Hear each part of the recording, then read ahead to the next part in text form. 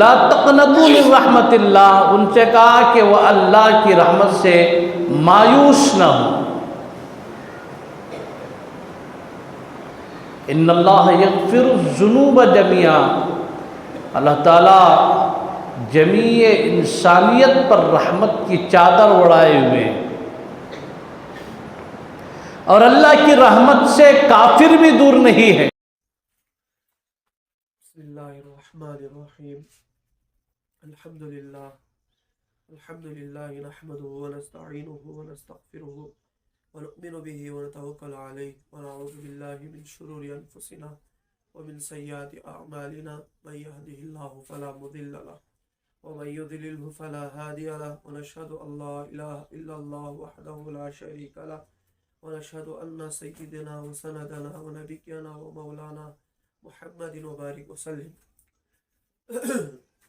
اللہم صلی علی سیدنا محمد وعلی آل سیدنا محمد صلاة تنجنا بها من جميع الاحوال والآفات وتقضی لنا بها من جميع الحاجات وتطہرنا بها من جميع السیئات وترفعنا بها عندك اعلی الدرجات وتبلغنا بها اقصى الغایات من جميع الخیرات في الحیاة وبعد الممات انك على كل شیء قدیر۔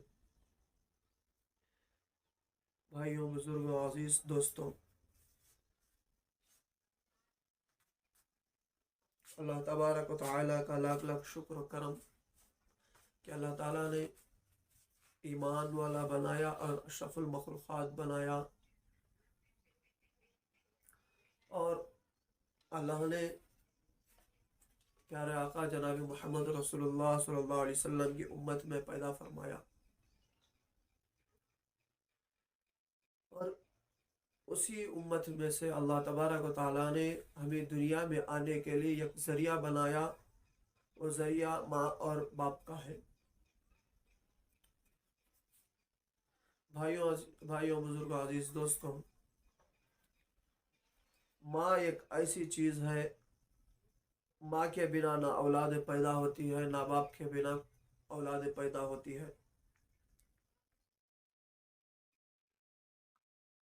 ماں کے بنا نہ اولاد بڑھ تو جائے گی، نہ با اخلاق نہیں بنے گی۔ اگر والدین نہیں ہے تو اولاد با اخلاق بھی نہیں بنے گی، با صلاحیت بھی نہیں بنے گی۔ اس کے لیے ماں باپ دونوں کا رہنا بہت ضروری ہے۔ چاہیے ماں وزیر اعلیٰ کی ہو یا فقیر اعلیٰ کی ہو، ماں تو ماں ہی ہوتی ہے۔ باپ وزیر اعلیٰ کا ہو یا فقیر اعلیٰ کا، وہ باپ ہی ہوتا ہے۔ اور یہ دو رشتے ایسے ہیں جن کا بدل اللہ نے بنایا نہیں ہے۔ ہر رشتے کا کوئی نہ کوئی بدل تو مل ہی جاتا ہے۔ جب آدمی ان سے ہاتھ دھو بیٹھتا ہے، بالکل ہی فقیر ہو جاتا ہے۔ وہ پیچھے کی دعائیں اب ختم ہو گئی ہیں۔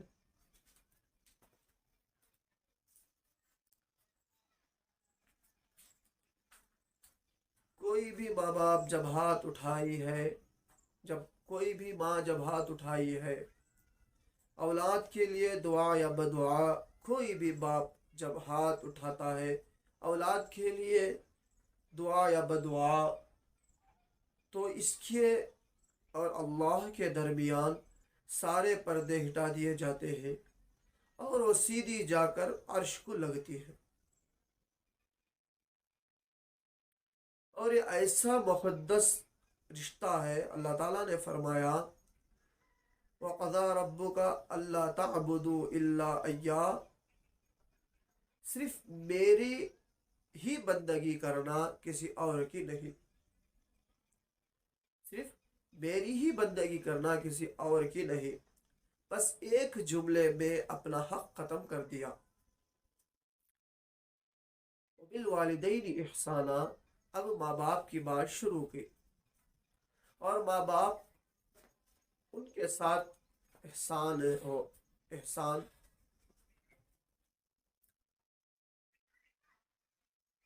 اتنا لمبا چوڑا قرآن نے ماں اور باپ کا حق بیان کیا ہے، اپنا حق ایک آیت میں، اور والدین کے لیے احسان بوڑھے ہو جائے۔ اف ہماری زبان میں اف ہے جب ماں بیٹے کو اقتاحٹ کے ساتھ بے ادب ہو کر اس ہوں کرنے پر اس کے پیچھے 100 سال کا بھی عمل ہے، اللہ ایسا کرنا پھیر دے گا، ایسا کاٹا پھیر دے گا۔ ولا تہنوا، زبان کا بول اونچا نہ کرنا، ان کے آگے پست کر رکھنا۔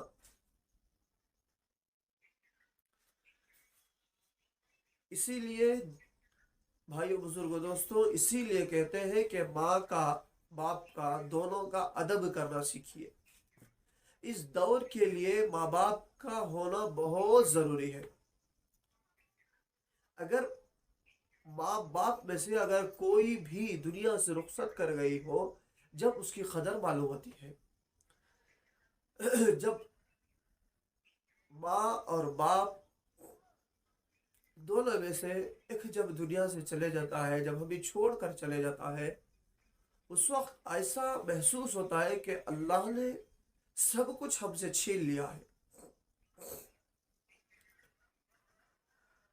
بھائیوں بزرگوں دوستوں، ماں اور باپ ایک ایسی نعمت اللہ نے دیا ہے کہ سارا جہاں اس کے قدموں میں لا کے رکھ دو، ساری دنیا کی ملکیت اس کے قدموں میں لا کر رکھ دو، پھر ماں باپ کو کھڑا کر کے پوچھو کہ آپ کو ملکیت چاہیے کیا؟ ماں باپ بچہ لپٹتا ہوا اپنی ماں باپ کے پاس پہنچ جائے گا۔ اگر ماں باپ راضی تو ایسی ملکیت ہزاروں قربان ہو جائے گی، اگر ماں راضی تو ایسی ملکیت کروڑوں اربوں لاکھوں کے پیسے کما لیں گے۔ اگر ماں باپ ہی راضی نہ ہو تو وہ دنیا کے اندر ہو یا آخرت کے اندر ہو، اس کا بیڑا ہی پار نہیں ہوئے گا۔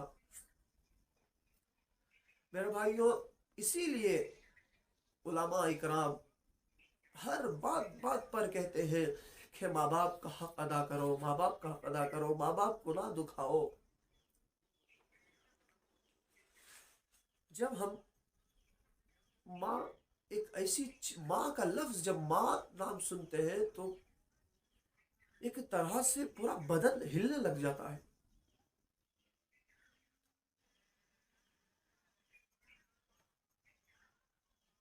ایسے ہی میں بیان کرتے کرتے میری ماں مجھے اکثر کہتی تھی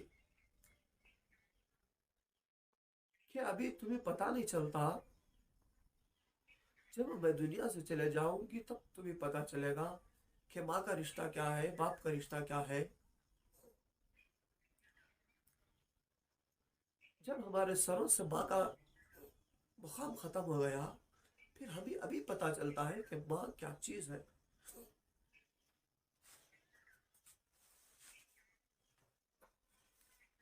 بھائیو، جب تک ماں زندہ رہتی ہے، ماں باپ زندہ رہتے ہیں، اس کے حقوق اور اس کے جو بھی اعمال ہے، وہ ماں جو بھی کہتی ہے اس کو خاموش سن لیا کر لیں، کیونکہ ماں کو جب خبر کے گڑھے میں جب رکھ دیتے ہیں، پھر اس کے بعد آتے ہیں تو ماں کے علاوہ کوئی نہیں ہوتا۔ سب کچھ جو ہوتی ہے ماں ہی ہوتی ہے۔ ابھی بھی ایسا لگتا ہے کہ میری ماں کا جب انتقال ہوا، اللہ نے مجھے ایک ایسی ہمت دی ہوئی تھی کہ میں نے اپنے غم کو بہت روک کے رکھا تھا۔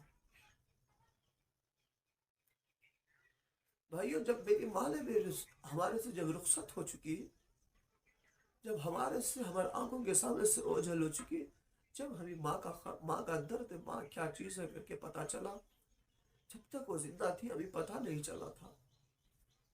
جب تک ہماری ماں زندہ تھی تب تک ہمیں کوئی بھی کسی بھی چیز کا اندیشہ نہیں ہوتا تھا۔ میرے بھائیوں، جس کی بھی والدین زندہ ہیں، باحیات ہیں، ان کے حقوق، ان کی قدردانی، ان کی خدمت کر لیا کرو۔ ماں اور باپ ایک بہت بڑا نعمت ہے۔ اسی طرح ایک شخص ایک مرتبہ دربار عمر رضی اللہ تعالیٰ عنہ ایک شخص دربار عمر رضی اللہ تعالیٰ عنہ میں کہنے لگا کہ میری ماں نے میرے پیشاب اٹھائی، میں نے اس کے دھوئے، اس نے میری خلاصت اٹھائی، میں نے اس کی اٹھائی، اس نے میرے کپڑے دھوئے، میں نے اس کے دھوئے، اس نے مجھے کھلایا، میں نے اسے کھلایا، کیا میں ماں کا حق ادا کیا؟ میرے بھائیوں، حضرت عمر کا جواب جو ہے وہ سننے کے لیے ہے۔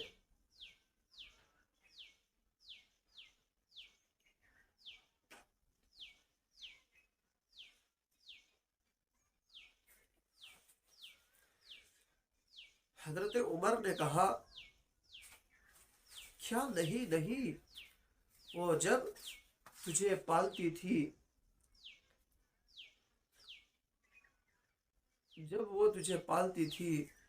تو پل پل تیرے لیے زندگی کی دعا کرتی تھی، اور آج جب تو اس کی خدمت کرتا ہے تو اس کے ساتھ ساتھ دعائیں بھی کرتا ہے۔ یا اللہ اسے اٹھا لے، میں تھک گیا ہوں، تو کیسے وہ حق ادا کر سکتا ہے؟ جب تیری ماں تجھے پل پل کر تیری عمر کی لیے دعائیں کرتی تھی، اور تو تھک کر اللہ سے کہتا ہے، اللہ تو اسے اٹھا لے، میں تھک چکا ہوں۔ بھائیوں، اب سوچ سمجھ کر کہو، سوچ سمجھ کر سوچو، ایک جگہ بیٹھ کر سوچو، اکیلے ہو کر سوچو، کیا آپ نے ماں کا حق ادا کر دیا؟ میرے بھائیوں، آخری دم تک بھی ماں کا حق ادا نہیں کر سکتے۔ اسی لیے میں کہتا ہوں، جتنے بھی ماں باپ ہیں ان کا حق ادا کرو۔ حق تو ادا نہیں